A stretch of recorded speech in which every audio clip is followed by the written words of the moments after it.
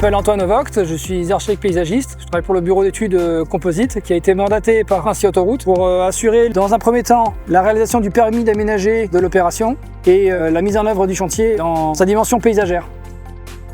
On intervient à différents stades dans l'opération. La première étape étant en lien avec les enjeux de ce projet, qui a la particularité d'être dans le périmètre de protection d'une carrière romaine qui nécessite du coup l'accord des Bâtiments de France pour l'élaboration d'un permis d'aménager. Suite à ça, on contribue à la conception de l'opération sous sa dimension paysagère architecturale pour s'assurer que l'ensemble s'intègre bien dans sa dimension patrimoniale, s'intègre aussi avec l'environnement de falaises, de garrigues qui nous entourent.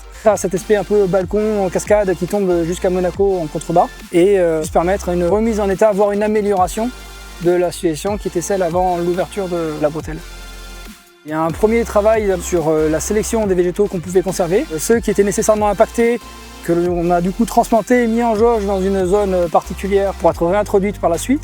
Comme je vous disais, ce travail du coup se mène avec les coordinateurs environnement. Parler de continuité des murs qui devaient s'accorder entre le béton et les falaises, avec des espèces de matrissage qui reprennent l'onctuosité, les infractures qu'on a dans la roche naturelle. Il y a la même chose au niveau du végétal. On a beaucoup de pins d'Alep qui ont été plantés à la création de l'autoroute plusieurs décennies avant. Ces pins sont pour partie malades, ça crée une bande monospécifique qu'on vient réenrichir avec des essences qui demeurent locales. On a du chêne pubescent, du chêne vert, quelques pins d'Alep. Et dans la perspective du Trophée des Alpes, pleine perspective de la sortie d'autoroute et de la route qui fait la liaison entre Beau-Soleil et La Turbie, on a également un bel olivier qui a été implanté, sachant qu'au cours des terrassements, on s'est rendu compte qu'on avait pas mal de petits oliviers sauvages mis en jauge, qui seront réintroduits, mais qui dénotent un paysage un petit peu différent de celui que les talus autoroutiers ont pu connaître au cours des précédentes décennies.